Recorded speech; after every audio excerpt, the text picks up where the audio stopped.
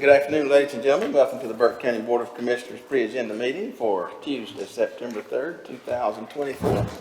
Thank you for being here. Let me remind you to silence all your mobile devices and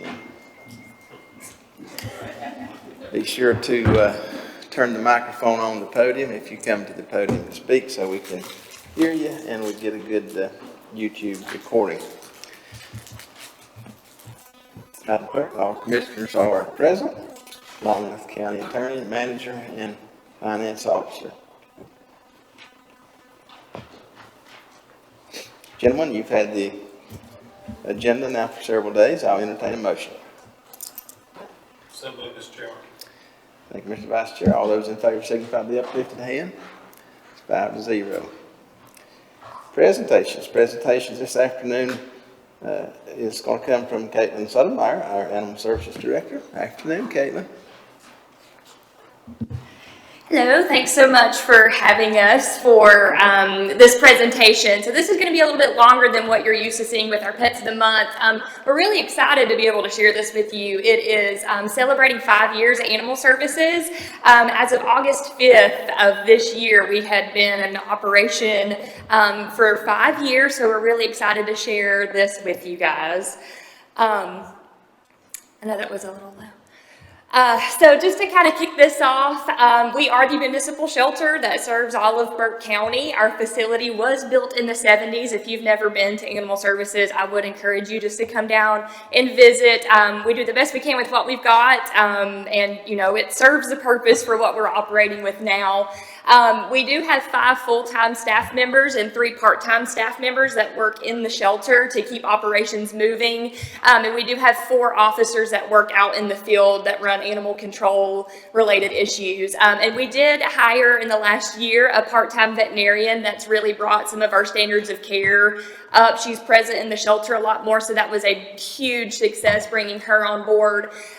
We do serve about 2,200 animals in our community every year. Just to kind of put that in perspective, we have 16 dog kennels and 24 cat cages, so you can imagine the amount of animals that come in on a daily basis to be able to serve that many.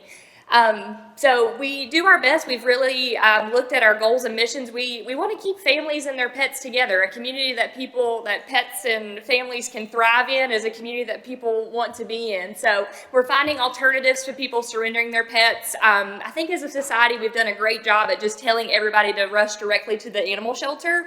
And that's great. That's a really great resource. And that's what we want to be. We want to be a resource. But we want people to know that there are alternatives to having to surrender your pet to the shelter, whether we can help you rehome it or, you know, provide you with assistance to be able to keep your pet ultimately. That would be a great goal. Just to kind of give you guys a little bit of a recap from where we started and where we are today. So one of the easiest ways I feel like we can explain this is what is called a live release rate.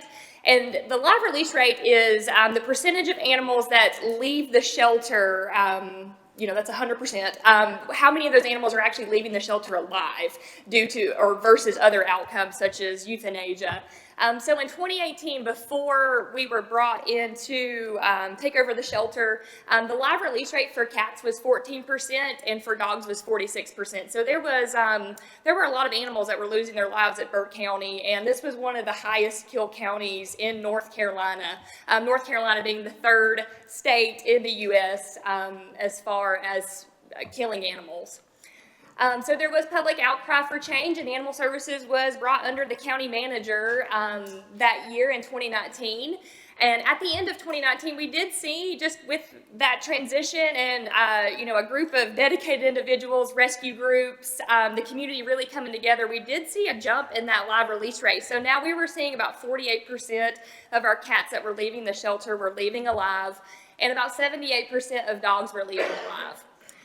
There were quite a few things that happened along the way. So in 2020, we were able to introduce what is called a coordinated entry program. So this is where we're actually helping people find alternatives to surrendering, and not every animal is just brought through the door. There's a lot of data that shows that is one of the best ways to manage your shelter, so you know what's coming out, you know what's coming in, and our community has been really receptive and supportive of that. We also introduced a foster program that was very instrumental and life-saving, and a volunteer program, and we also took over animal control in 2020, so we knew that we wanted to do some work in that area as well. With that led to us receiving a Transformational Change Award for Burke County in 2020. And this was for a shelter of our size across the nation. We saw the biggest increase in a live release rate, so that was a really great award for us to win. In 2021, we were still being pretty reactive with animal services, and I think animal services is just historically has been reactive. So we're just trying to adopt our way out of this situation that we're in. That's not the answer to our problem. So we're still trying to stabilize. We're still being pretty reactive right now. So we started animal transports, which is a really great opportunity. So we would send our animals up north to rescue partners that did not have the amount of animals we had down here. So they were in need of animals and we had a surplus. So we're going to send our animals up there. And so that's a really great resource, but it's really just a Band-Aid to the problem that we have. But we knew it was something that we needed to do. We also wanted to start bringing our community through our front door. So we started hosting some community events, and then building and structuring our animal control program. How do we want that to look? How is that going to be impactful in our community? What does our community even look like out there? Because we haven't had animal control for very long. And then one very memorable thing also happened in 2020 to 2021. COVID. So I know everybody's so tired of hearing it, but that was really instrumental in animal welfare. I don't know if you guys remember hearing people flooded animal shelters, and they were just pulling animals out of animal shelters in gobs. And I think there was a day we may have had 3 dogs in our shelter. It was incredible, but we knew that there was probably going to be a time when this wasn't such a great thing and these animals were going to be coming back into our care. So we tried our best to try to forecast and mitigate what was going to be coming in. So we had to be a little bit more, we had to be reactive again in 2022. We had to stabilize what was happening. Our situation was not unique to Burke County. It was happening across the nation. You know, we were seeing a large amount of owner surrenders into our shelters.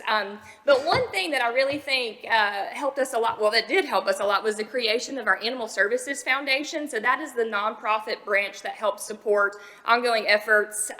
They do fundraising, and it's been absolutely remarkable. It's allowed us this past year in 2023 to implement some very proactive programs, because that's where we're going to start seeing our results whenever we're trying to keep animals out in the community and keep them from even coming in our front door. So with that, we established what is called a trap, neuter, and release program.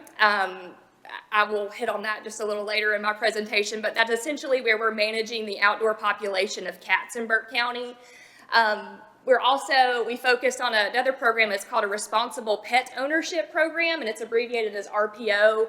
And that helps people if they're issued citations, or maybe they're just not fully in compliance with our animal ordinance. We can provide them resources to bring them into compliance, so they're ultimately able to keep their animal, and we're not having to bring it in through animal control. So that's keeping animals out of the shelter, keeping them with their people. And then field services programs. So these guys are out in the field. If somebody finds a stray animal, you know, we run it's called a finder to foster program. So would you like to foster this animal for us for the next 48 hours? Because statistics show that if that animal stays in the community it was found in for 48 hours, it has a higher chance of getting back to its owner. So that's a really great program that these guys are running. They also have scanners that they're scanning dogs for in the field, and cats when they can, to see if they can get them back home, and we'll give them a free ride home, you know. So that's a really great thing. So microchipping is awesome.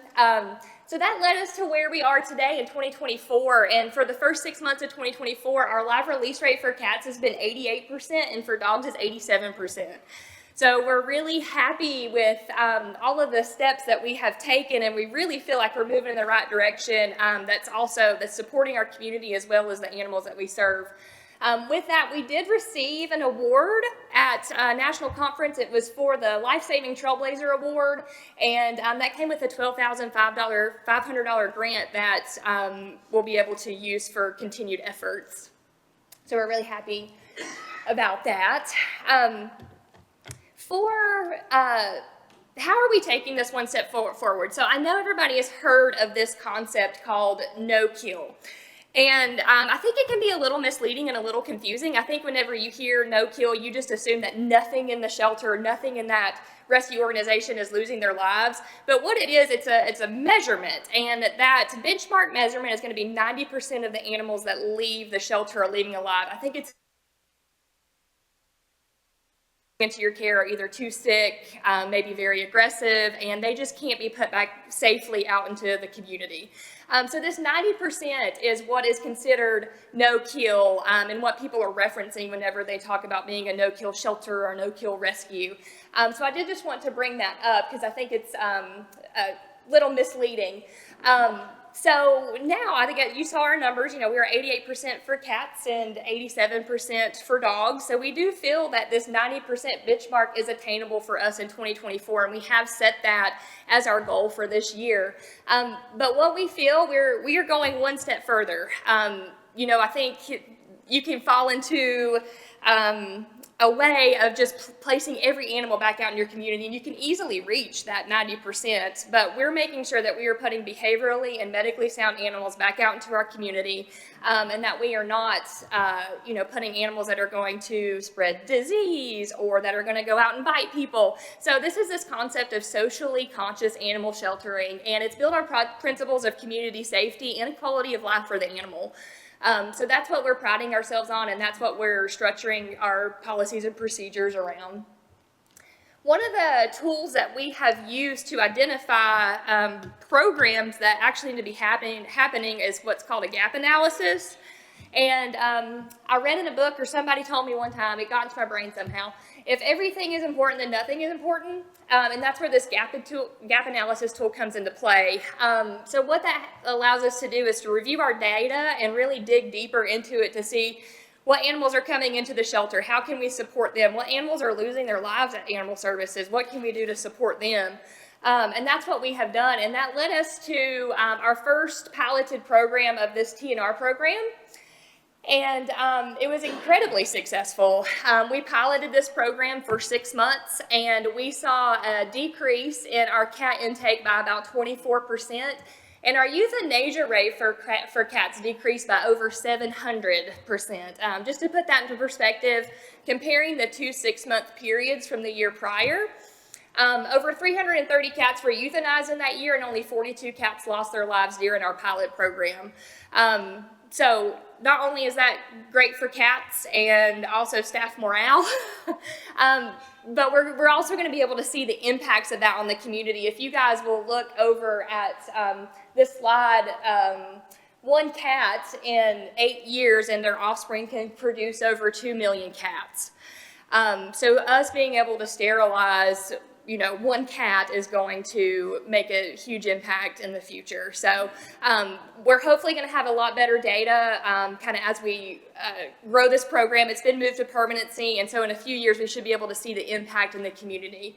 But we're already seeing an impact. We do like to think the animals in our shelter and the animals that we're intaking is a direct representation of what's in our community.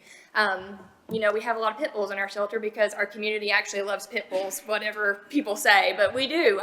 That's the reason that we have them, is because people have them. Another thing that we were able to identify with our gap analysis was our pet food pantry. So we saw a need for people, they were surrendering due to financial reasons, and this was one of the easier programs that we were able to implement. This is fully donation-based, and struggling families can drop by Burke County Animal Services anytime during our business hours. We didn't want any barriers to people being able to pick up pet food. I think some places will limit the amount of hours that they're handing out pet food, but we just wanted to keep it open because we wanted people to be able to access that. So to date, we have handed out over 6,000 pounds of food, and in a 12-month period, that equated to 778 pets being helped and 172 families.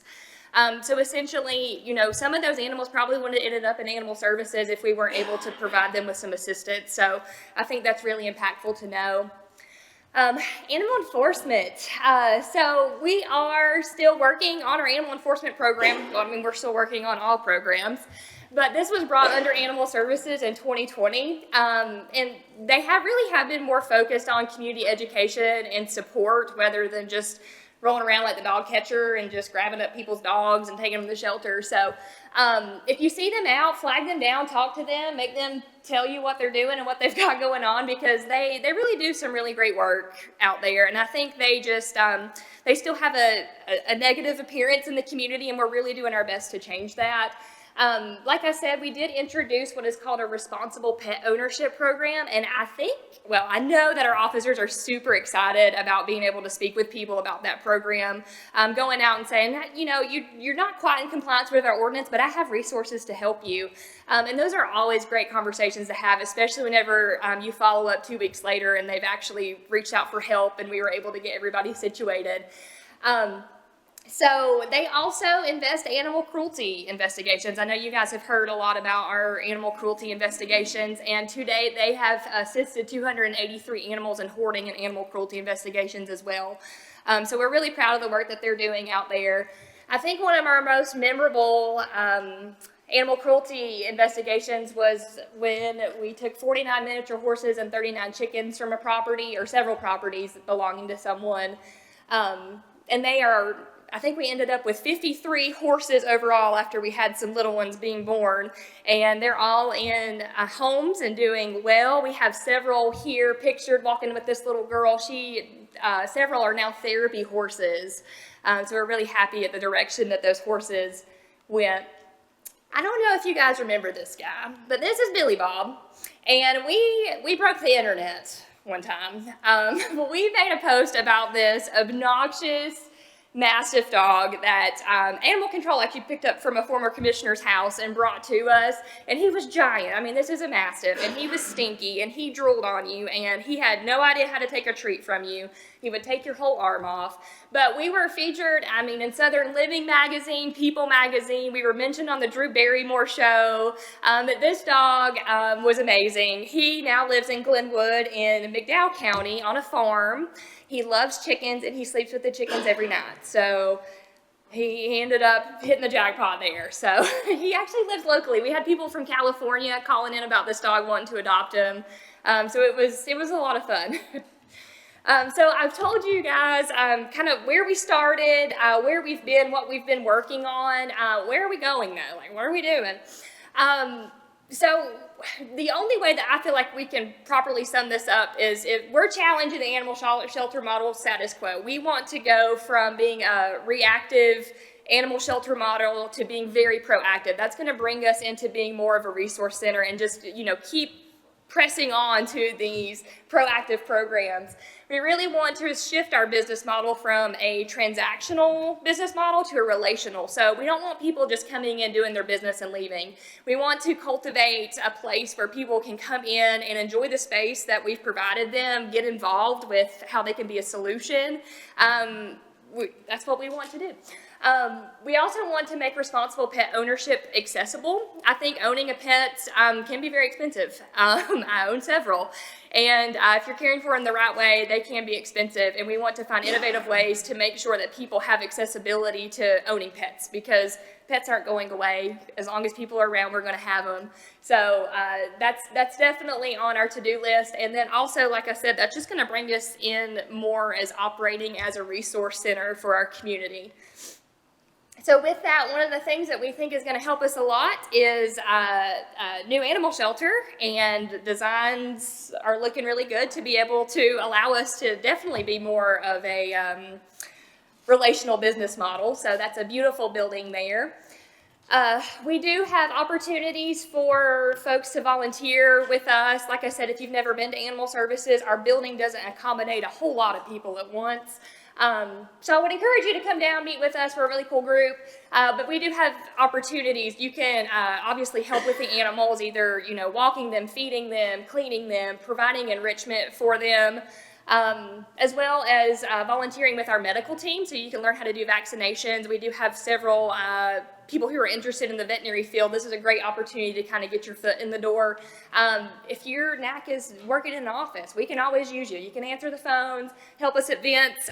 Pretty much if you have a talent or a skill and you're wanting to share it with us, we can probably find somewhere for you to go and help out. Just to finish up, we did create a short 2-minute video of our last 5 years, and we wanted to share that with you.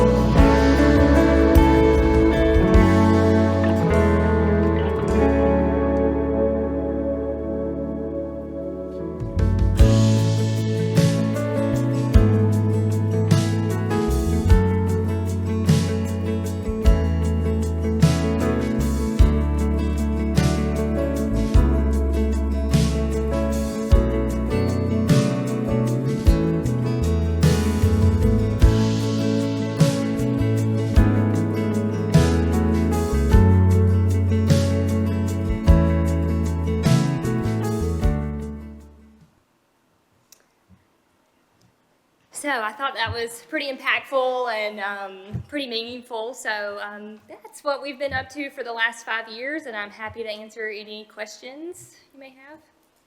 All right, thank you, Caitlin. Great job. Appreciate all the work that's going on there. Any questions, comments for Caitlin this afternoon? I couldn't watch that and not say good job. That's awesome. Thank you so much. The last 5 years have been absolutely amazing for you and for the rest of us. Prior to when I was a chairman before, I laid out a lot of charges to you and to the animal services folks, and you've responded successfully.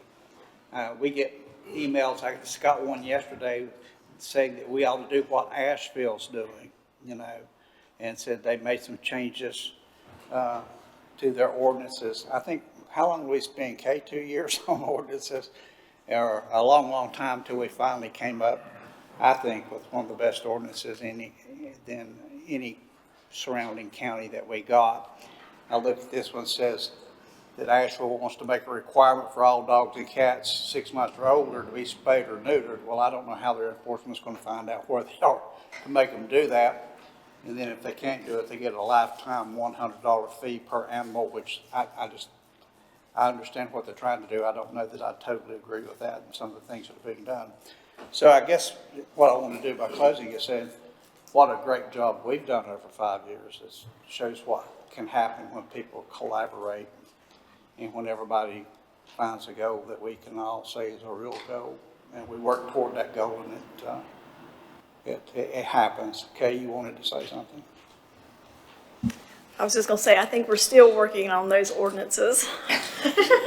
We spent a lot I of didn't time want to say on it. those. And I told the foundation to raise $1 million, and guess what? They're on their way to it right now. Do you know what your final money spot is now? Well, It's still in its infancy stages, but you're getting ready to hear more about that here in just a bit. All right. But again, I want to thank you for everything that you've done. You've made Burke County proud. Appreciate it. Thank you, Johnny. Any other comments? All right, thank you, Caitlin. Appreciate you being here today. All right, that brings us to item number 4, scheduled public hearings. First one today comes from Community Development, Zoning Map Amendment ZMA 2024-09. This will be brought to us by our Planning Director, Alan Glines. Afternoon, Alan. Microphone. Thank you all, members of the public. This is the Great Meadows application, an application brought in by Burke Development, Inc. There are 5 tracks. We have them provided in Exhibit A, but the tracks have various current zoning, and they're requesting industrial conditional district 01 for all 5 tracks. It totals 745 acres plus or minus.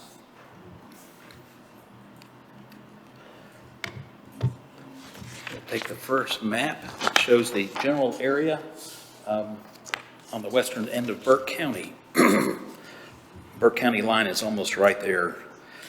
I put a lot of background in the report because I wanted people to understand that this didn't come about October 11th, 2023, when there was a public announcement of funds, but rather there was a lot of time spent looking at this property over many years for different uses and including industrial development. So in my office, I have a rolled up map of Burke County zoning from 1996. This area was included in that area for industrial use.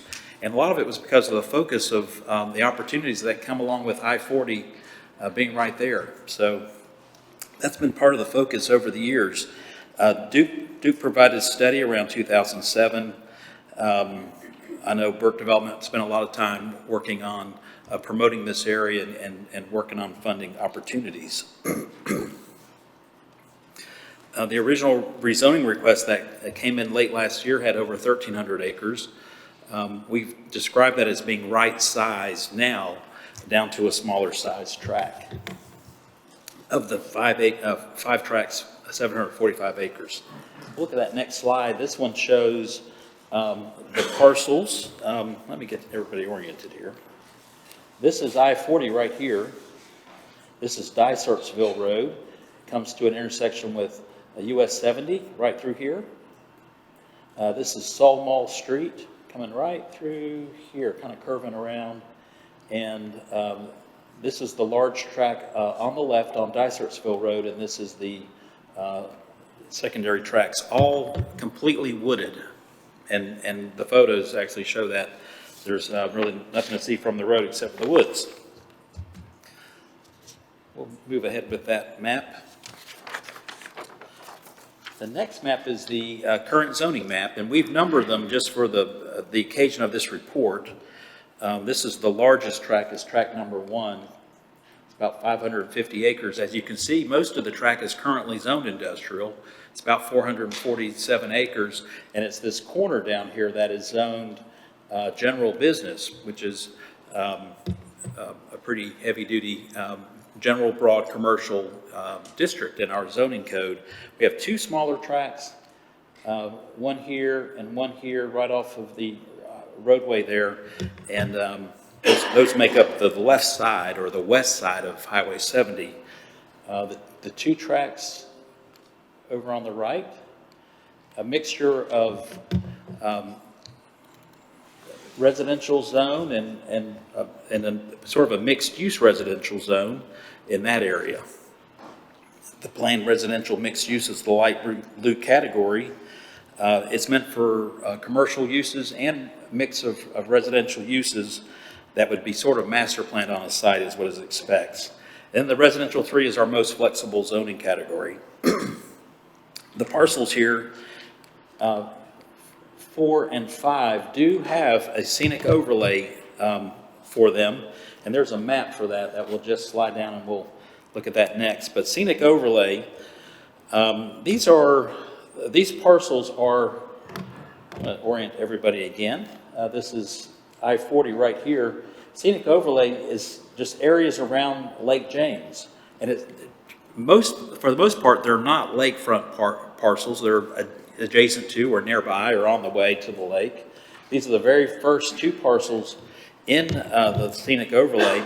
And scenic overlay is not a preservation overlay, and it's not a non-development overlay.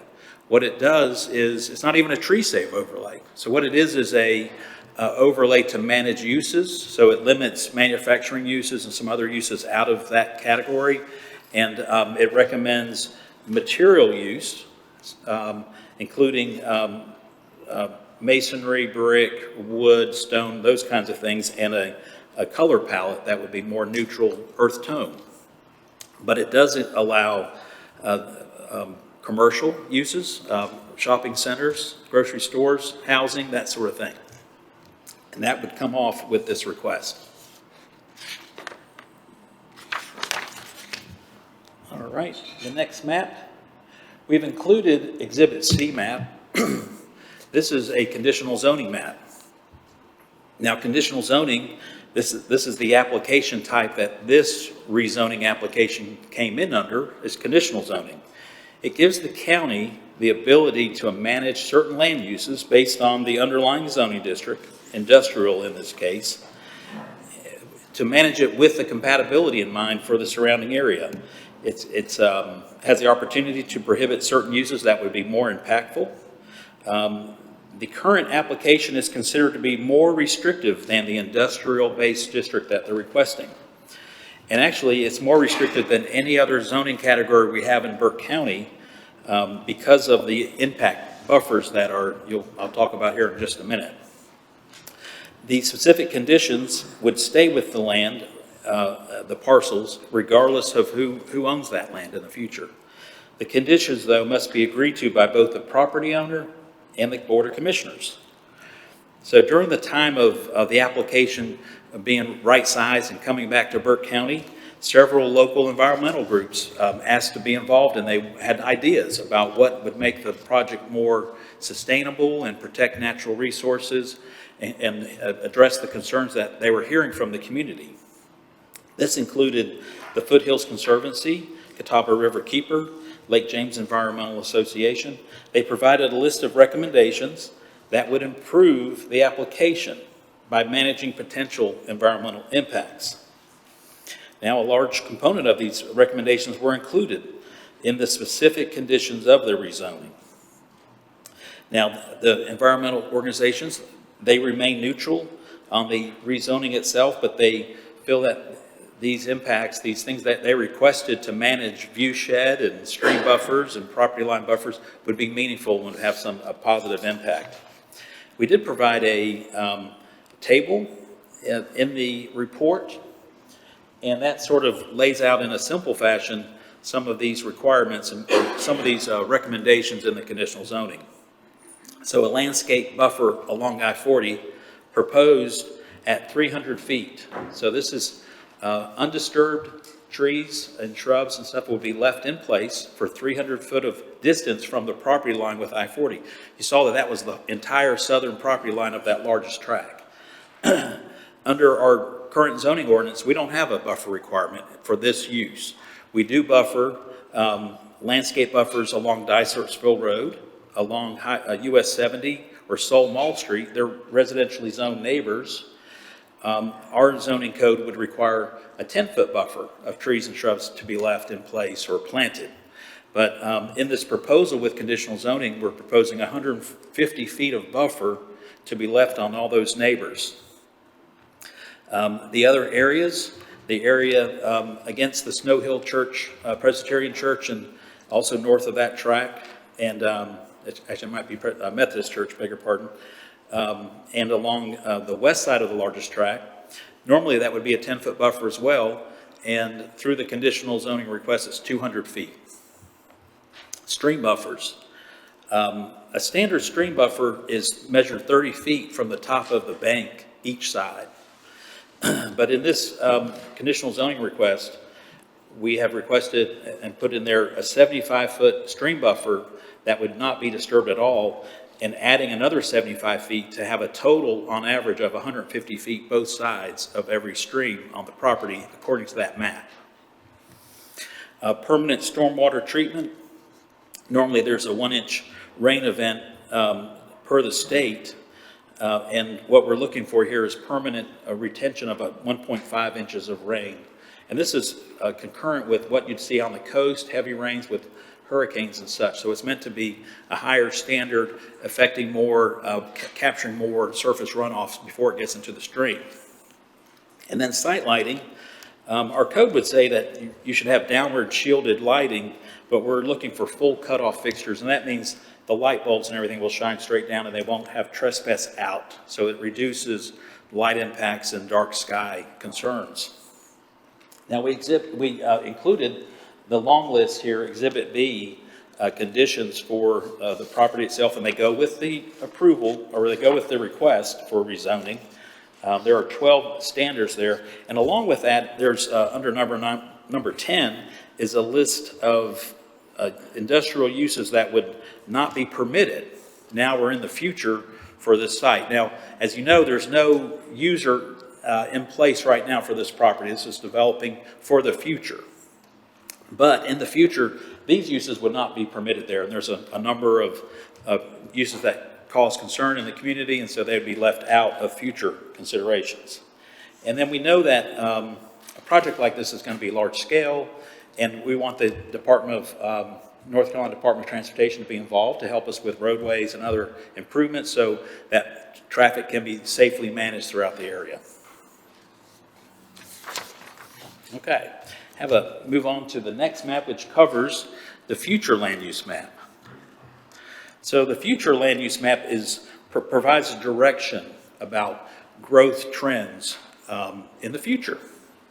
And so this area, our parcels here and here, they're showing primarily industrial future land use. Now the little tract here that includes about 17 acres and that little less than an acre piece here, it's just outside of that use, and so those would all come into future land use being industrial. A second request after this report would be a second matter. It concerns these two properties up here that are neighboring but not part of this application, and so there's a separate request for that. But these are the two areas here for future land use. The plan was adopted October 18th, 2022. It was an update from a plan that was developed about 2015. We needed to review it to check out demographics and other changes that had occurred in the 5-year period. Things were looking better for Burke County at the time, including new numbers for housing and such. And also we wanted to update this future land use map. So that got done in the meeting of 2022. The plan, though, provides lots of other recommendations to cover Burke County in the future. And I won't go over all these, but I'll go over a few highlights for you. Under Section 5, Vision and Goals, it notes that economic and residential growth along key transportation corridors, including US 70, Interstate 40, North Carolina 18, North Carolina 64, and identification of additional industrial and manufacturing sites that can be ready to serve new or existing industrial users. That's called planning ahead. Under Section 7, the Burke County strengths, we have a lot of strengths, and it was a lot to note here, but a few I pulled out was we want to remain competitive, and we want a diverse economy here. And so strengthening our diverse, resilient economy is a goal of the plan. We also have a partnership with Western Piedmont Community College for training workers to keep them up to date in their job skills for the future. We also note that Burke County has many natural resources, including a large supply of water, and the Catawba River provides an important drinking source for thousands of residents. In addition to that, we have electric power generation through the Catawba Valley, so we have a lot of resources in this area to utilize to the benefit of Burke County. We also note that manufacturing and warehousing are important today and also for modern facilities in the future.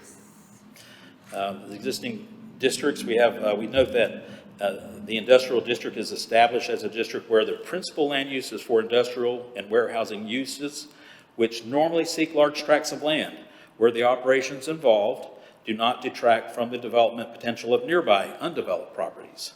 So it is noted in the plan that industrial district might be eligible for voluntary parallel conditional zoning. That's what we have today. Other goals, economic development will occur where there is sufficient population and infrastructure. That means road access, water, sewer, and power to support it. In Burke County, most of economic growth will occur following the I-40 corridor and close to our towns. Exactly what this property is. This is exactly the type of property we're talking about here. Quite a few other notes for the future, but in general, the parcels included in the rezoning have access to both I-40 and US 70 West. And this is one of those key reasons why it's been looked at for all these decades, is that major transportation routes across Burke County. In addition to that, the city of Morganton will be able to provide both water and sewer service to these tracts, utilizing the capacity provided in their permits already approved by the state. And Duke Energy will be able to serve the site with electric power. The size of the parcels, along with their access to infrastructure, makes them good candidates for industrial use. For the bulk of the properties that are included in this conditional zoning request, the Blueprint Burke Strategic Land Use Plan puts them in that industrial land use category already. I just noted that those two small ones at the very end of, at I-40 need to be added to that, the future land use map, to be industrial. Now, the Burke, planning board, we had a review a few weeks back to hear this rezoning request. We presented a similar report to the board. We had a very lively discussion with lots of input from folks who came out to share their opinion about this rezoning request. There were a number of motions and resets to that motion. At the end of it, the board voted 4-1 to recommend approval. It was a 3 affirmative, 1 against, and 1 abstained, which actually in Robert's Rules of Order counts as an affirmative vote. So we bring it to you tonight, today, for the meeting later this month with a 4-1 vote from the BOC. I'm sorry, from the planning board. I can answer any questions for you. Right, thank you, Alan. Gentlemen, we've heard this information. Any questions for Alan this afternoon?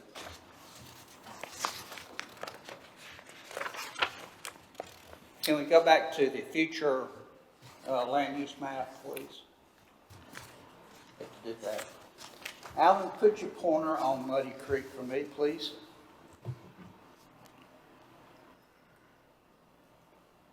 How far is that from that property? It's got to be several hundred feet. If we went back to the conditions map, we might be able to see how far, because I can tell you what that distance is. So Muddy Creek, this is the same tract of land. This is Muddy Creek, and that is measured at 200 feet. And so we've got to be probably 200 feet there undisturbed. Is that 500 feet to the creek at the closest? How did Muddy Creek get its name? No idea. No clue? Well, I guess it gets muddy when it rains. Did you say that 75% of the time that creek's muddy? Do you know? I don't know. I would suggest to you that it is. What's the water used for out of Muddy Creek? It flows into the Catawba stem.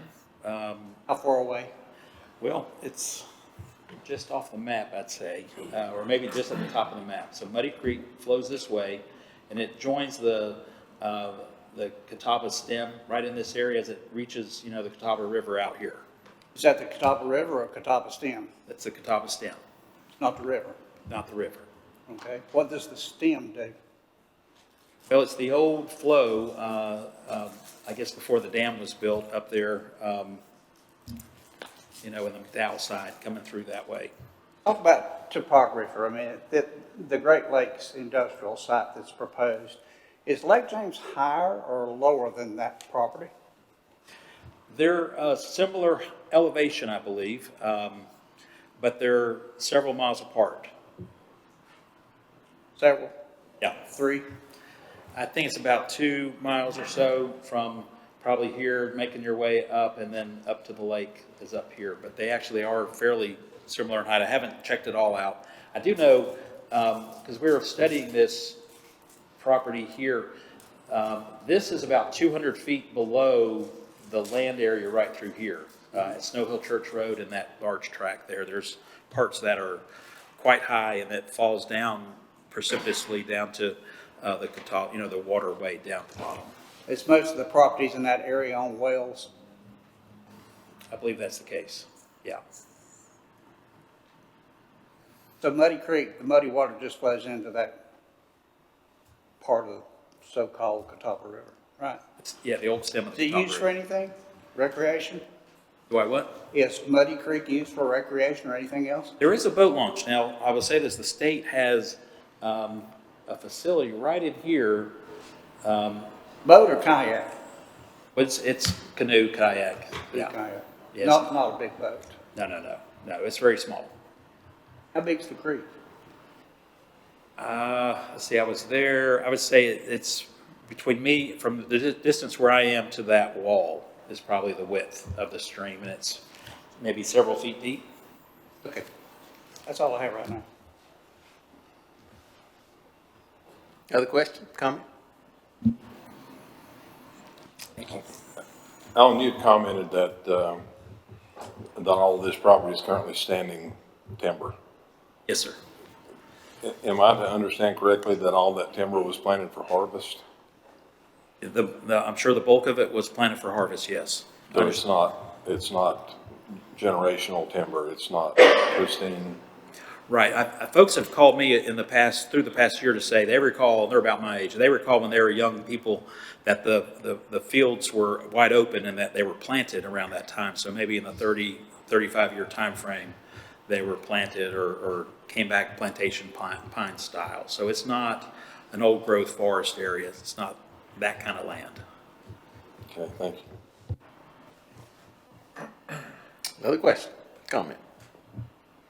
All right, Alan, thank you very much. Yes, sir. Thank you. Without objection, this item will remain on the agenda. Item number 2 in public hearings also comes from Community Development, ZTA 2024-02. Adjust the future land use map 2 parcels, and this will be presented by Alan as well. Okay, so this is related tangentially from just the prior request. This came from the planning board, though. And when they were reviewing the request for conditional zoning, they were looking at the future land use map for the 2 tracts of land that are shown on the next graphic here. Here we are. So it's the parcel here and a parcel right here. And this is Snow Hill Church Road. This is US 70. And then this is Muddy Creek is flowing this way, and this is the bottom side is railroad track and wetlands, and that's the large tract that falls about 200 feet from Snow Hill Church Road down to the bottom there. I was trying to count contour lines. We've got 2 tracts. One's 193 acres, and the other is 78. What they're requesting with the planning board is that that the future land use map be adjusted. Now, it's not saying what's going to happen next week or anything. It's not zoning, but it's future direction. The current zoning out there is that PRMU, planned residential mixed use, and an R3 zone next door. So they're asking that be adjusted for those 2 tracts to be residential infill, which does permit just a different range of residential development at a future date that is more compatible with the PRMU that is zoned in that area. Those 2 tracts are also, we can slide that map up, please. This is what would be proposed or changed, how it would look.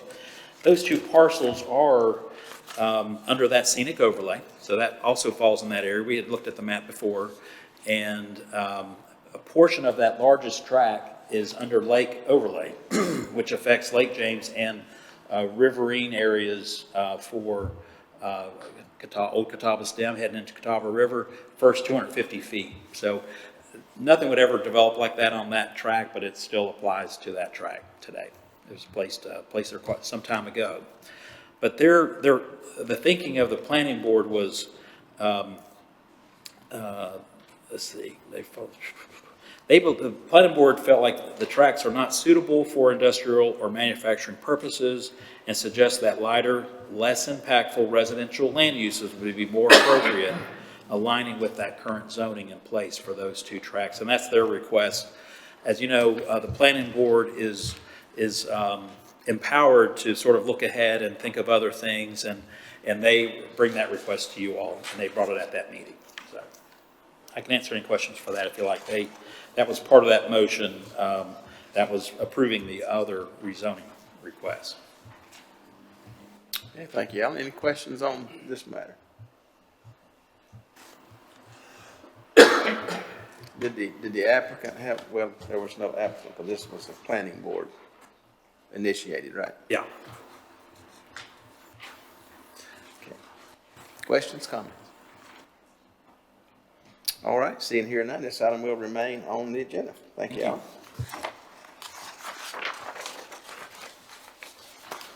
This will bring us to item number 5, consent agenda. The first item on the consent agenda is NCDVRS, National Disability Employment Awareness Month. And this will be presented by our friends from Vocational Rehabilitation. I believe there's a new name, but I would not dare to try to go there right now on my own.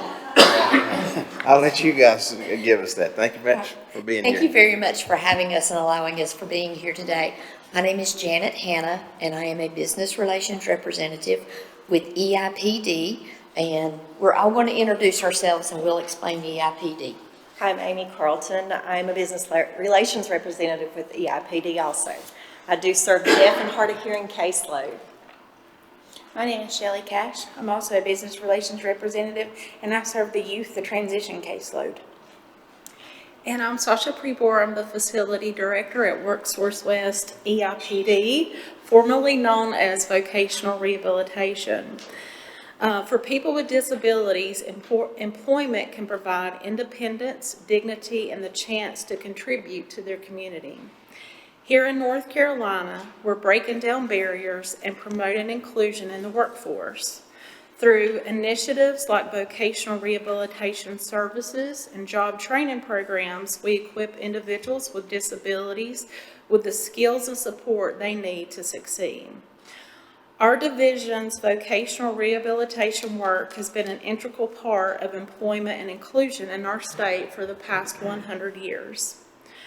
Over the last couple months, we've gone through a transition from the Division of Vocational Rehabilitation to the Division of Employment and Independence for People with Disabilities, opening an exciting new chapter in the way we understand and describe the services the department has provided to over 35,000 North Carolinians. Our stakeholders chose a name that reflects exactly what our goals are: employment and independence for people with disabilities, clearly stated and clearly empowering. And this spring, Commissioner Britton, and we were honored to have Mayor Pro Tem Wendy Cato come, our office hosted a name change event. So we want to thank you. So you're going to start hearing not vocational rehabilitation, but EIPD. So we wanted to share that information today when we come to you to ask some other things. Thank you very much. So with our name change comes a national event that happens during the month of October, and we are asking for a proclamation. We shorten it called to DEAM, which is the National Disability Employment and Awareness Month, which is celebrated throughout the entire month of October. The purpose of NDEAM is to educate about disability employment issues and celebrate the many and varied contributions of Americans with disabilities. So this year we have a theme, and our theme is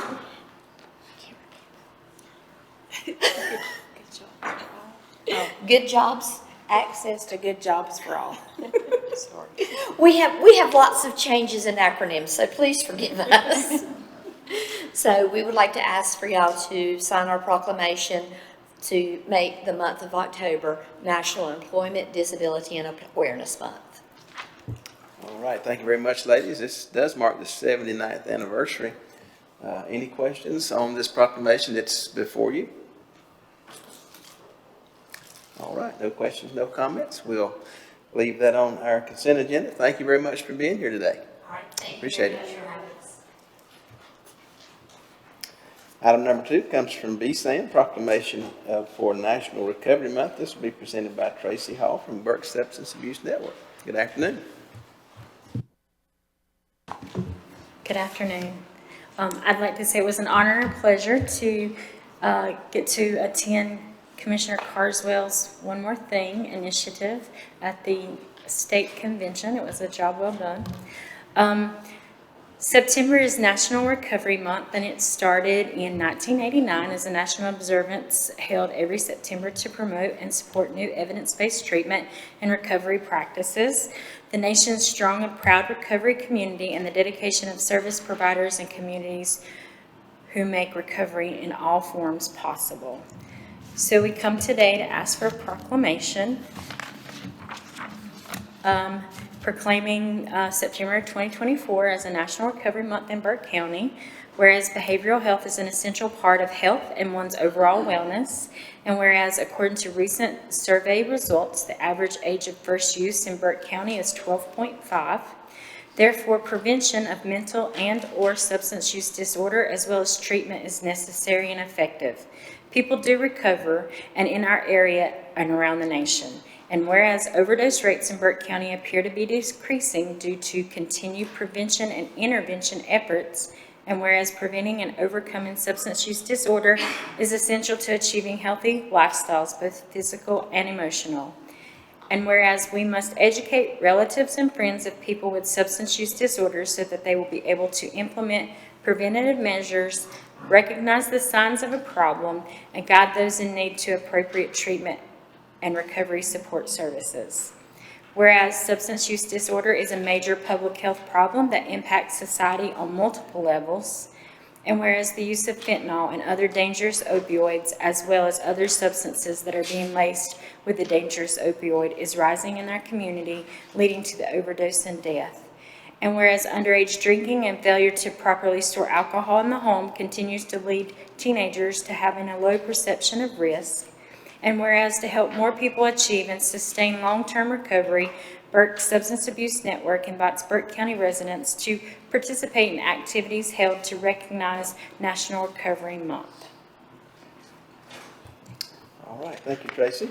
Any questions on this proclamation? I don't have a question, sir, but I think if you read the one line that says that the average age of first use for a child in Burke County is 12 and a half years old, if that don't scare the bejeepers out of me, I don't know what does. That's just unreal. Any other comment or question? All right, Tracy, thank you for being here. Without objection, this item will remain on our agenda. Thank you, and I'd like to invite everyone to the recovery rally on September the 14th. All right, thank you. Where will that be? Courthouse Square. Courthouse Square. Thank you very much. All right, gentlemen, our next item on the consent agenda is resolution to support Breast Cancer Awareness Month. And I'll call your attention to that resolution. I won't take time to read the entire resolution, but I did learn something about cancer this month. A friend of mine is going through bile duct cancer, and he shared with us a green ribbon. And maybe all of you already know this, but there's some 14, 15 different colored ribbons representing different cancers. And so this month we are, of course, focused on breast cancer. And any questions about this resolution? All right, seeing here none, this item will remain on our consent agenda. Thank you very much. Item number 4 comes from the clerk, removal of Board of Health Advisory member due to employment change and resignation. Madam Clerk. Thank you, Mr. Chairman, members of the board. This is a request to remove Barry Nelson's name from the roster for the Board of Health Advisory Board. He resigned on August 7th from the hospital and the Board of Health Advisory Board. Thank you, Madam Clerk. Any questions on this item? Hearing none, this item will remain on the consent agenda. Item number 5 comes from the Fire Marshal. Proclamation of Fire Prevention Week, October 6th through the 12th. This comes from, well, that doesn't look like Mike, so tell us all about it. Good afternoon. From the Fire Marshal's office, we would like to ask for a proclamation for Fire Prevention Week, which is October 6th through October 12th this year. All right, gentlemen, you got the proclamation in front of you. Any questions on the Fire Prevention Week proclamation? Seeing here none, this item will remain on the consent agenda. Thank you very much for being with us this afternoon. Item number 6 comes from the Tax Department. Gentlemen, I'll note that you've got a handout on this item. John will come forward and present this item. Thank you, Mr. Chairman, members of the board. During the month of August, year-to-date, we collected $30,188,847.83. That is 55.10% of the budgeted amount, with a balance collect of $24,604,331.17. Motor vehicle tax, we have collected $1,777.17. That is 19.73% of the budget amount, with a balance to collect for the year of $4,074,466.83. Current year taxes, we've collected $31,190,625 even. That is 52.10% of the budget amount, with a balance to collect of $28,678,798 even. For delinquent taxes, we have collected $200,410.93. That is 28.63% of the budget amount, with a balance to collect of $499,589.07. For penalties and interest, we have collected $67,556.81. That is 20.53% of the budget amount, with a balance to collect of $261,443.19. For the overall levy, we have levy is $53,434,062.53, and we've collected $30,188,847.83. That is 56.50% of the budget amount, with a balance to collect of $23,245,214.70. All right, thank you, John. Gentlemen, you've heard the tax collection report. Any questions for August 2024? All right, seeing here none, this item will remain on consent agenda. John, if you will carry on with the release refund report, please. Thank you, Mr. Chairman, members of the board. The overall report is $468,845.19. Of that was rebilled $281,832.84, with a net release of $187,012.35 with no refunds. And there were no refunds of over $100 for motor vehicle tax. Kind of unusual, wasn't it? Excuse me? A little unusual, wasn't it? It was. I was surprised at that. Any question on this item? Seeing here none, this item will remain on the consent agenda. Thank you very much, John. Thank you, Mr. Chairman. Item number 8 comes from the county manager, budget amendment number 2 for $25,000. Mr. Manager. Thank you, Mr. Chairman. Several proceeding budget amendments. Would you like me to work through those or take them one at a time? That'll be fine. You can just go through them all and we'll act at one time. Yes, sir. The first item for consideration, budget amendment number 2 on the year, is a request to budget $25,000 in a public safety grant. 2 specific functions, both through emergency management. One is a tier 2 grant for $10,000. The other is a $15,000 grant for an emergency swift water and flood exercise response that we do annually. Those together are the $25,000. I would point out, Mike is here to speak to it if the board has questions, but the $15,000 for the swift water exercise is actually substantially less than we've got in the past. So we're exploring ways to maximize that output with a little bit of reduction in that annual grant. Item 9, budget amendment number 3 on the year, is another Department of Public Safety grant. And this is to help facilitate emergency backup power at Foothills Higher Education Center in the event that it needed to be used as an emergency operations center. The request to be budgeted is $107,000, again, Department of Public Safety grant. Item number 10, which is budget amendment number 4. As you're all aware, we are working through the America 250, Burke County 250 celebration. We're partnering with the Historical Society, the Burke Historical Society, and in partnership have applied for and been awarded a $10,000 grant from the North Carolina Department of Cultural Resources. So we're asking to budget that, and then simultaneously that will flow through the county to the Historical Society for their planning purposes. Item number 11, which is budget amendment number 5, is a request to budget $169,249, all from the Department of Public Health at the state level. $50,000 of those funds will flow through to Burke County Public Schools to help offset cost of public health nurses.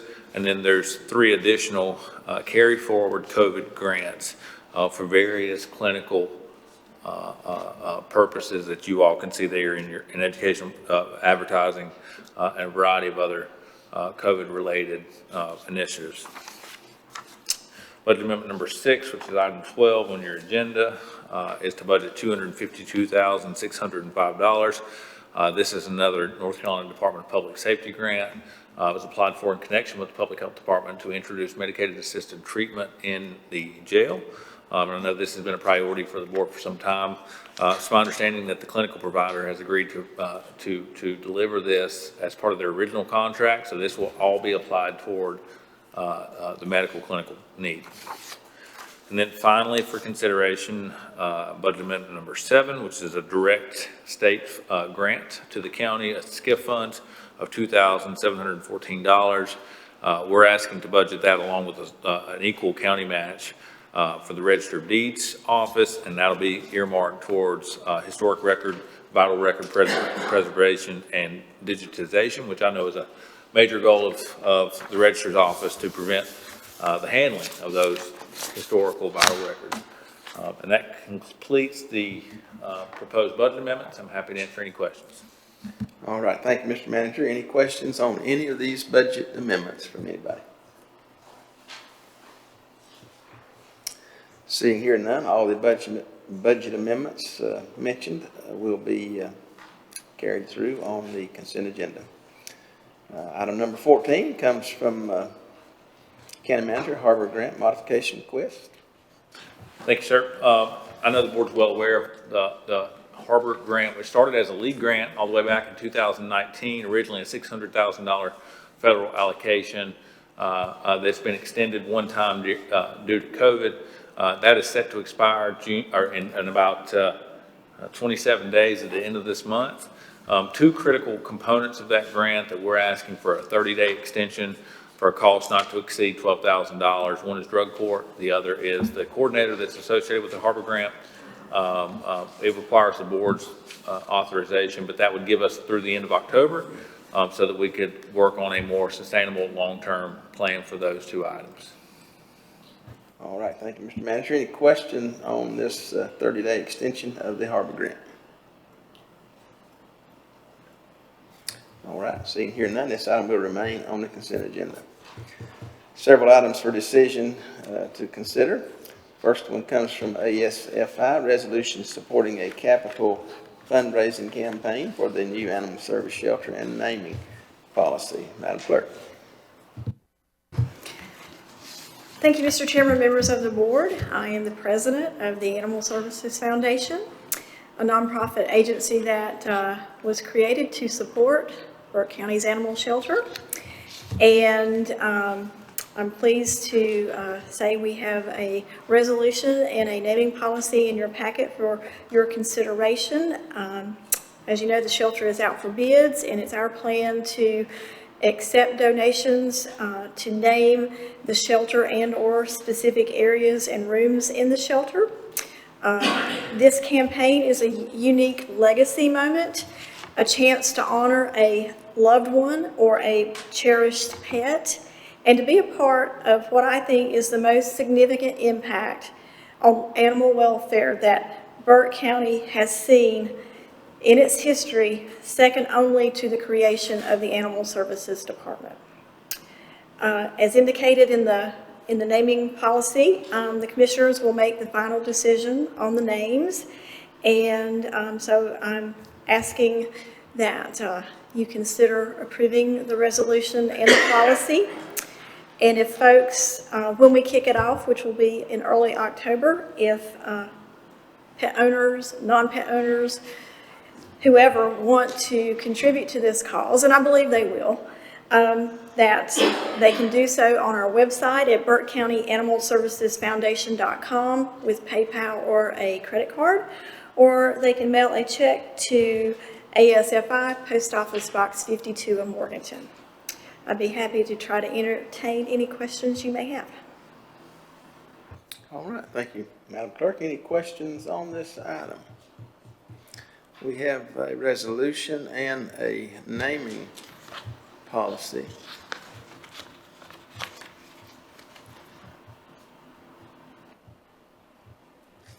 Only question or concern that I have, Madam Clerk and Commissioners, is the naming of the shelter itself, and this may just be a personal thing. I'm just a little bit skittish of naming facilities, whether it be schools or whatever, names that aren't associated with the specific owner or location or that kind of thing. So I guess I would like to kind of reserve the Burke County Animal Services as the name for the building, but there may be some other way to do something with that, but that's my opinion. There's 5 of us. So. Any other opinions on that matter?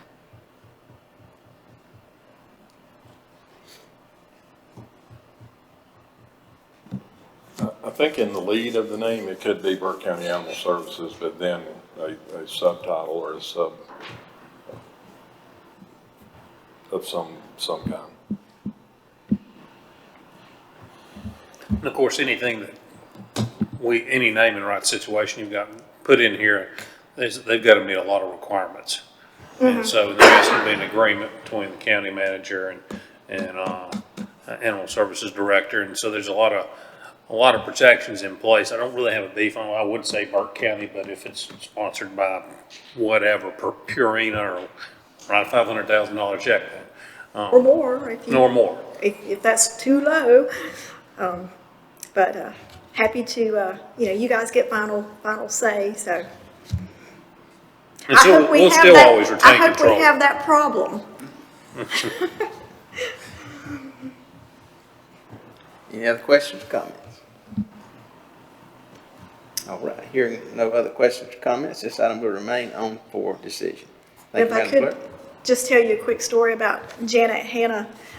She and I share a love of paper crafting and animals. And Janet is one of the ladies that comes twice a year to an event that our nonprofit hosts. It's called Scrapping for Paws. It's a scrapbook crop fundraiser to benefit the shelter, and she and 45 to 50 other ladies come twice a year.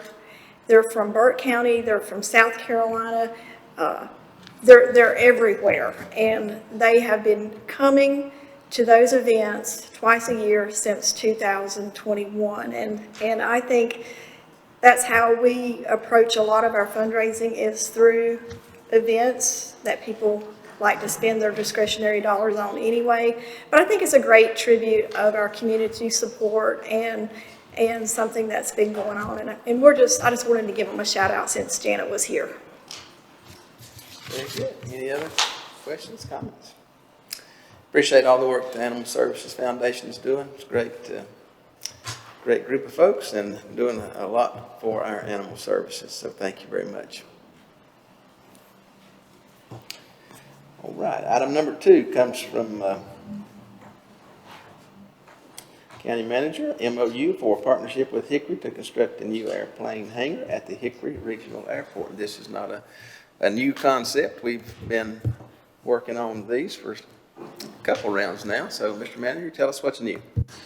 So thank you for that, and I agree. A long-standing, well-executed strategy to build personal property tax base. As you all are aware, the airport in Hickory is largely in Burke County. That means when folks park their aircraft there, it resides on the Burke County tax books, which is a good thing. And this partnership with the city of Hickory essentially is designed so that the city provides the capital needed to build hangars, and now T-hangars, that provides a place for people to park their aircraft. In return for that, as the tax base grows and as tax revenue comes in, we provide 50% of that back to the city to help them offset their startup costs. In the beginning, it was debt. They're getting to the point now with their cash flow and some of these things. So it's working really well. To put it in perspective, in 2020, the tax base, personal property tax base on that airport was a little over $37 million. Now we're a tick over $110 million. So I think that's very innovative economic development that reduces the taxing burden on the rest of our citizens. It helps fund local government in a way that's really, really working well. The city and our office have been working. There's many more of these planned. You all have been out on site and seen the runway extensions that are taking, where the T-hangars are being built down. What we've ran into is a little bit of an administrative area for improvement, where right now, every new facility that's built requires a new agreement. What we're proposing is the bones of the agreement are exactly the same, so 99% of it's the same, but the measurement of the grant and payback would be one agreement in perpetuity that keeps a base, tax-based investment of about $98 million. And then we measure what's called net new investment annually, January 1st after that. So in essence, every time that we start a new project, we don't have to do a new agreement. And then when it's time to remit payment to the city for 50% of the NNI, we're not reconciling which airplane was parked in which hangar and which agreement is associated with that. It becomes really a challenging reconciliation for both sides. The city is on board with this. We have a proposed MOU. It's essentially exactly what you've seen in the past with a few revisions. As I mentioned, the county attorney is finalizing some of those details. But we will have that prepared and ready to go well ahead of your meeting in 2 weeks. Thank you, Brian. Any questions on this item? All right, hearing none, this item will remain on the decision agenda. Item number 3, clerk appointments, reappointments to the Burke County Board of Adjustment. Madam Clerk.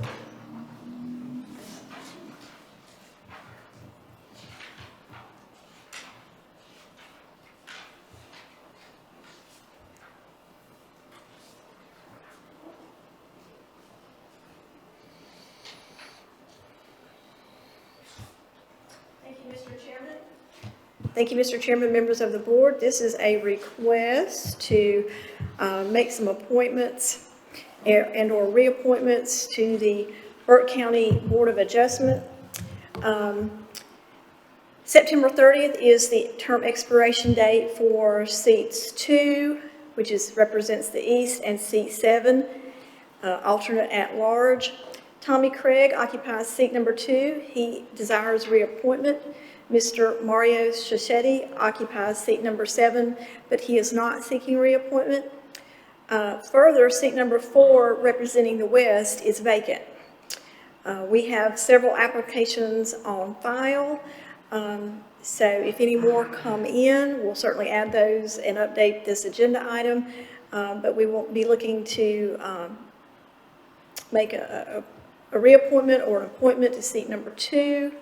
to make an appointment to seat number 4, to remove Mr. Shachetti's name and thank him for his service to the community, and then fill seat number 7, the at-large alternate.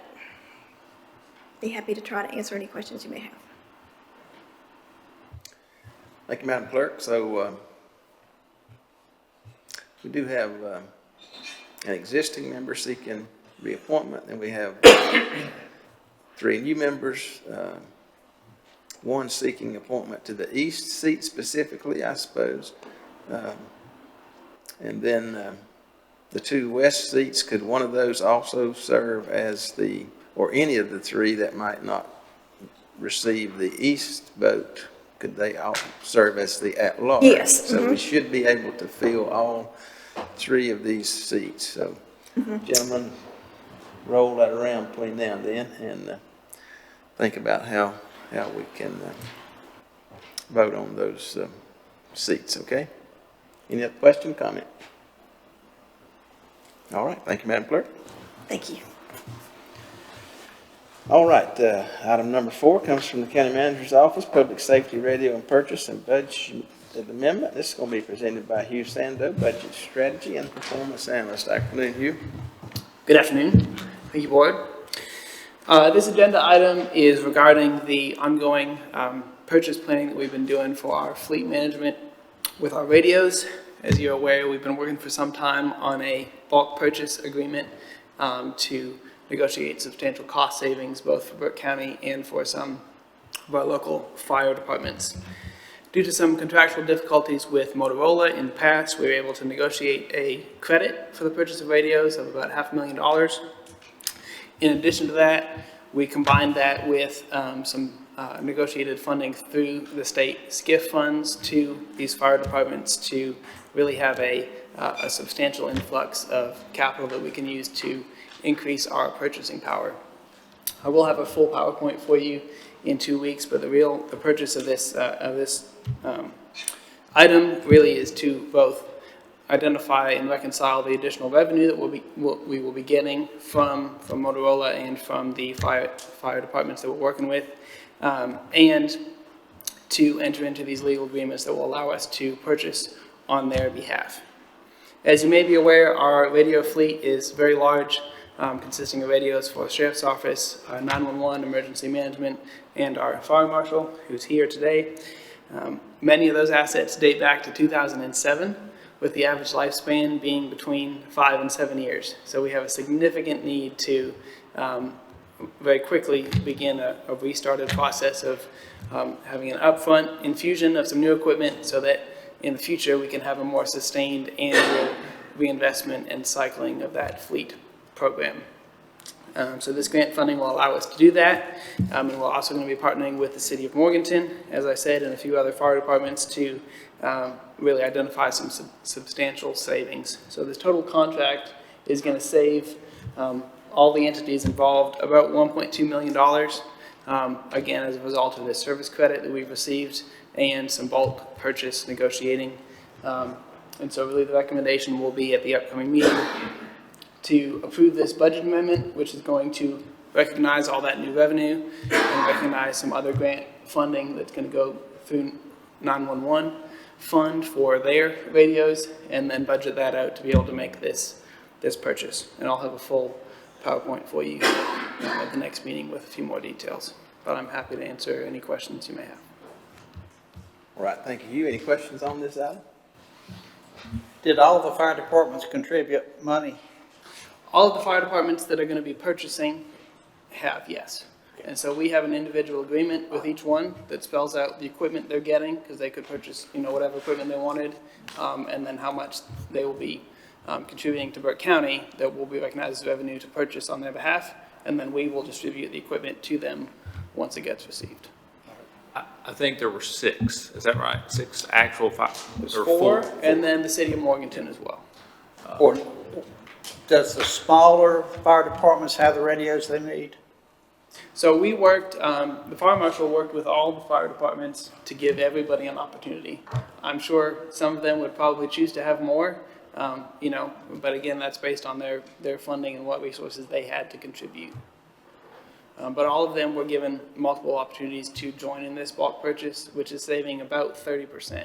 By giving an opportunity, you told them how much the radio would cost, and they either said yea or nay, right? Right. Okay.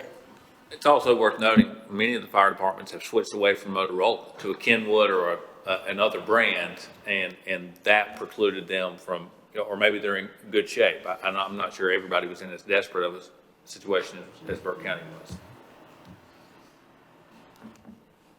Other questions? Thank you. All right, thank you. This item will remain on the decision. I have two reports to hear this afternoon. First one comes from the Health Department, Opioid Settlement Annual Impact Report, and this will be presented by Katie Martindale. Afternoon, Katie. Hey, good afternoon, Commissioners. I am standing here before you with a little over a year of tenure. It's been a year as of the end of June that I came here to work for you as your opioid settlement coordinator. And during that time, we've set forth several projects underway. And this anniversary of mine also corresponds with the annual report that's due to report on our opioid settlement expenditures. That's due 90 days from the end of the fiscal year, which would be September 27th of this year. So my purpose of reporting to you today is to tell you about the impact that we've made in the last year, and also to give you an idea of where we are as it relates to opioid use disorder in the county.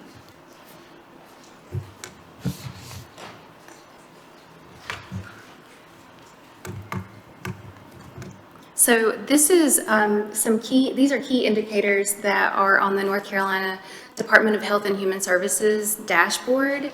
So over the past year, we've started trying to really dive into what does the local data look like in more real time than how it's being reported at the state. So in one of my earliest presentations to you, Commissioner Burns, you asked me the percentage and what that equates to. So we're looking at translating that into whole numbers and then in more real time so that we really have our finger on the pulse of what is happening here and how we can set forth interventions to prevent overdose occurrences and fatalities. So if you see 40 certified overdose fatalities in 2023, it's actually more than that. We've had more death certificates certified since I made this report a month ago. And so what's happening is on the NCDHHS website, we have a number from 2022 for certified overdose fatalities. So we're looking at 2 years behind. So what we've been doing at the health department is examining the death certificates as they come in, so we can flag all of the pending or suspected overdose fatalities and then track them through the state system so that when they're certified, we have real-time data on the overdose fatalities in the area. So in 2022, we had 40 certified overdose fatalities.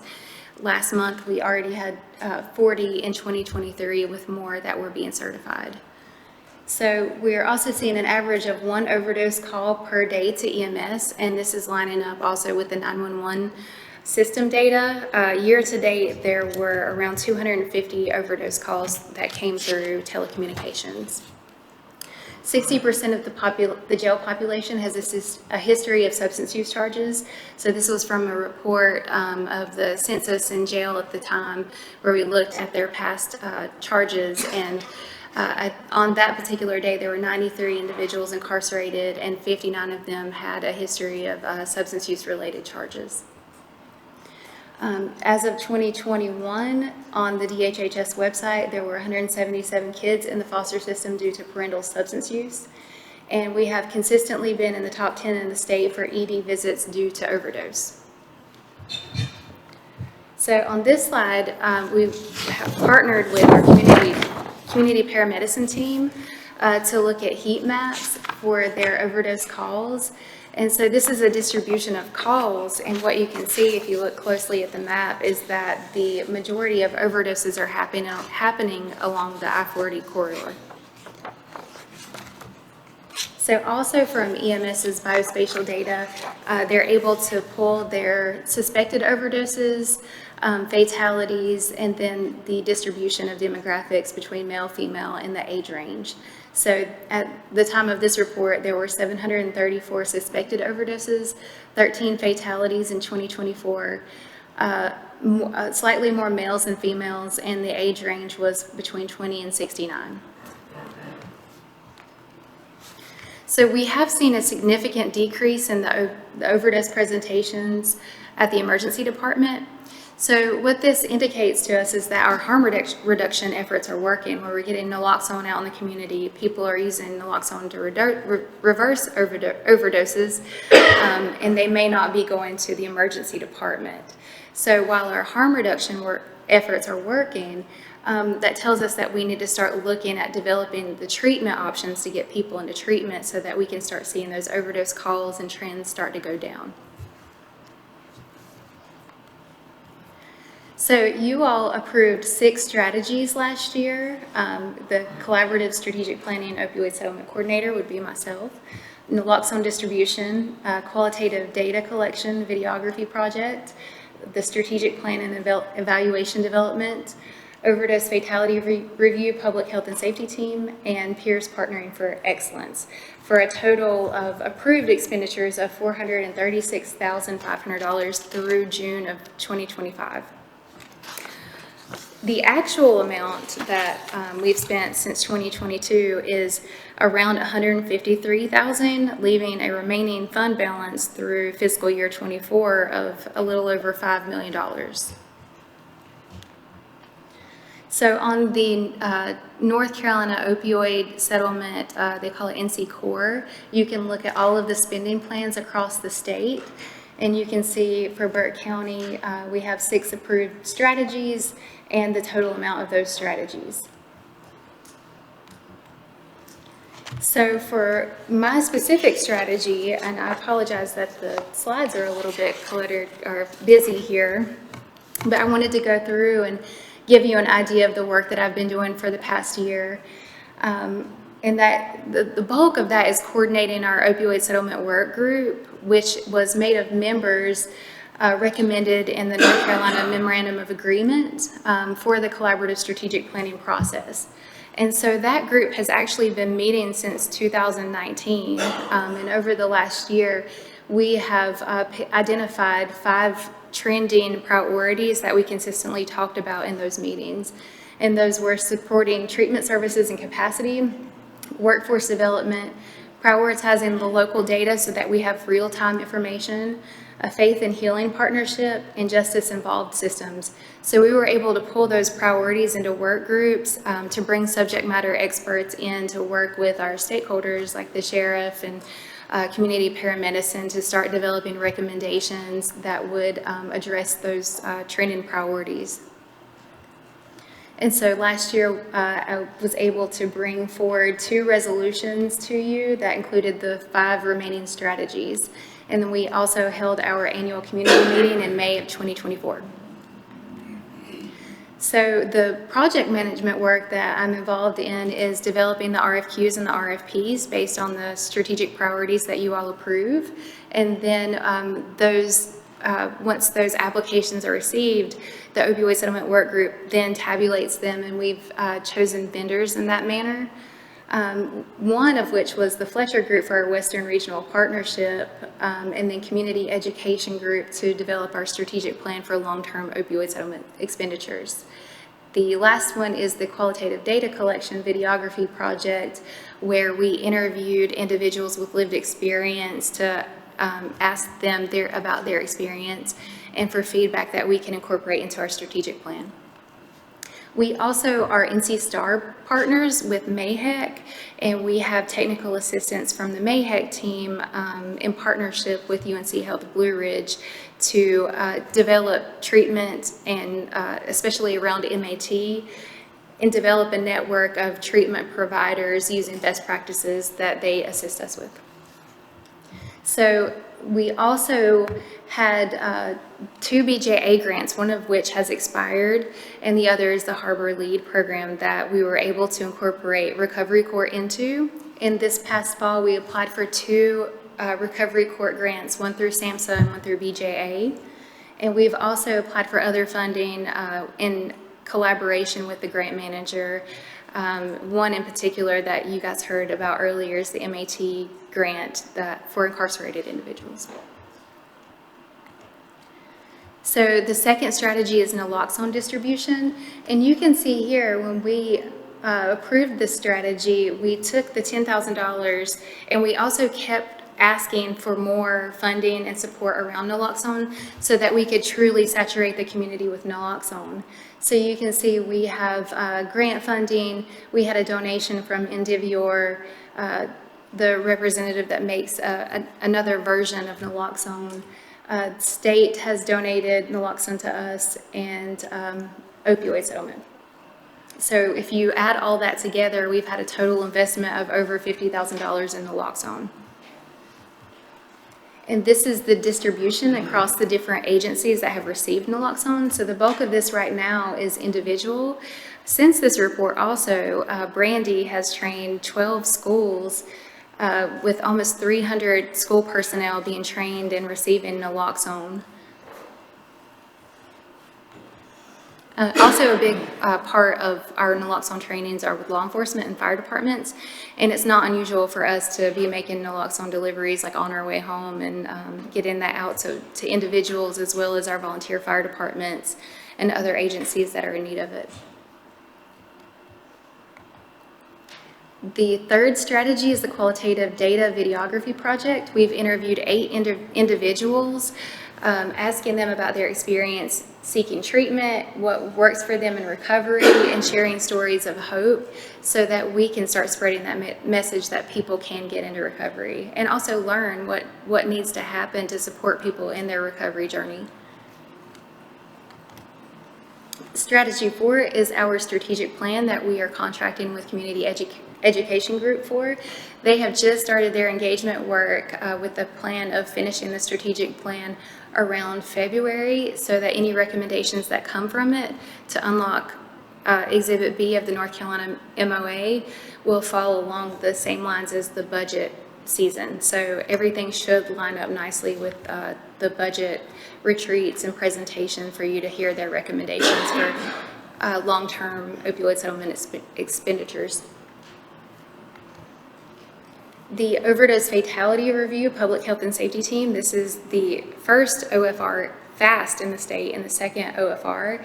We are making progress toward developing the FAST dashboard, which includes those key indicators.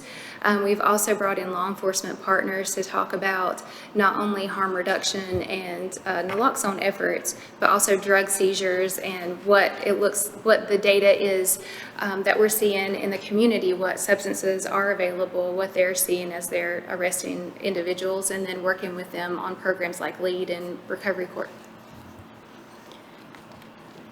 And then the last strategy is, the fifth strategy is Peers Partnering for Excellence. This is our coalition of peer support specialists. We have started aligning with Caldwell County and their peer support specialists that work with the RESET program to start building what this coalition looks like as far as advancing the field of peer support and getting more peer support specialists trained and active in Burke County and Caldwell County. And then finally, our Western Regional Partnership Development. This is actually funded through a Dogwood grant, but I wanted to give you all an update because this grant was originally designed to form a partnership for the establishment of a long-term treatment facility.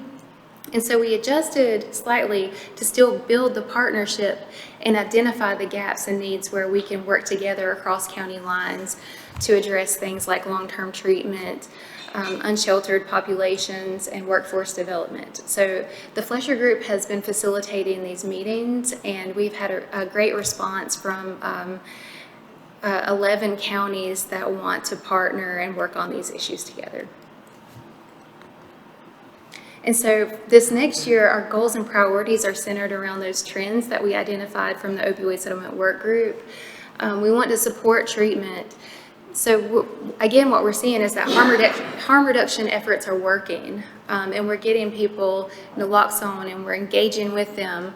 And the next step in that is to grow our treatment and provider network so that they have the support that they need when they are ready to go into treatment. And this also supports the other work that we're doing around the justice-involved individuals, as we're supporting these different programs like Burke Recovery Court, LEAD, and reentry services. These individuals still need to have community supports to be able to access in the community for treatment services. The Faith and Healing Partnership, we identified a huge opportunity in partnering with the faith community. We have a lot of outreach for naloxone, and so we wanted to take to seize that opportunity and work with our churches to help them with naloxone training, getting them naloxone, and also supporting their initiatives as they are in turn supporting their congregations. Workforce development. Healthcare was a critical gap in workforce in the county, particularly around behavioral health. The Justice Involved Continuum, which includes the jail MAT program and ensuring that there are community supports and follow-up from that program, and then prioritizing the local data so that we have a true understanding of what's happening here, and we're not pulling data down to see what's happening. We're actually pushing it up and saying, this is what's happening here. And that's all I have for you, gentlemen, if you have any questions. All right, thank you, Katie. Gentlemen, any questions for Katie on this impact report? Just one quick question. I remember this study came out, or I guess you could call it a study, the coming demographic drought. And in that study, it talked about the number of prime-aged males, particularly what was in that have been taken out of the workforce due to the opioid epidemic. And I was curious if any of your strategies are touching on the opportunity youth demographic or those who are displaced from the workplace because of the opioid crisis. So we are seeing, reviewing the death certificates, that the majority of individuals we're reviewing had manufacturing jobs. So looking at interventions and partnering with the manufacturing organizations to get them naloxone and treatment resources to engage people there, and also working with Industrial Commons for the Opportunity Youth and other programs like peer support to get people like a pipeline into the workforce. So Katie, it looks like in the coming year, you're going to be headed more towards intervention. Yeah. Do you have any early thoughts as to what direction that may be headed, or how are we going to, where's the rubber going to hit the road? I think the priority is going to have to be in building the treatment provider infrastructure. So over the past 5 years or more, we've seen providers leave Burke County, but we haven't seen a lot of influx of providers in the county. And a lot of the programs that we're supporting through grant funding, we're actually having to send people out of the county for treatment. So especially if we're looking at building a long-term model here, we have to build that treatment infrastructure that includes the continuum of care. So we have some outpatient, we have some MAT, but we're missing some of the elements that ASAM requires, especially for programs like Recovery Court. So building that treatment network is going to have to be a priority. Other questions, comments? All right, hearing none, this item will remain as a report at our next meeting. Thank you. County Manager presentation of the year-end report. This is a placeholder. Any comments, Mr. Manager? Yes, sir. I'll be very brief. As you're aware, our fiscal year ended June 30th, so we're approaching 75 days or so, approaching that 90-day mark at the end of September from the end of our fiscal year. Staff and the Finance Office and Budget Management Office have been working on preparing your annual comprehensive financial report. Be prepared to present that in 2 weeks, and I think we'll be pleased with where we've landed. We've had another successful year. Two quick highlights. For the first time in some time, both of our enterprise funds operated with surplus. Water sewer, roughly $500,000 to the good, and solid waste, about $750,000 to the good. So dramatic turnaround in a short period of time. Couldn't be more proud of our General Services Director, Mark, and his team, following the data, making good business decisions, but collectively, we'll present how the organization operated and closed its fiscal year financially here in 2 weeks. Any questions on this item? All right, hearing none, this item will remain on the agenda. Item number 8, other discussion items. I'll remind you to submit any reports you have for the clerk to be included in our agenda package for our regular meeting. And a few courtesy reminders. Our regular meeting will be on September 17th at 6 p.m. Still always looking for groups to lead our Pledge of Allegiance at our meeting. You can sign up via the county's website. Continue to highlight spay and neuter and cover your loads if you're going to the convenience centers. And help us pick up trash along the way. No other action items? Anything from anybody? Nope. With that, I'll entertain a motion to adjourn. So moved. All those in favor signify by the uplift of the hand. 5-0. Thank you very much for being here today. Appreciate your attendance.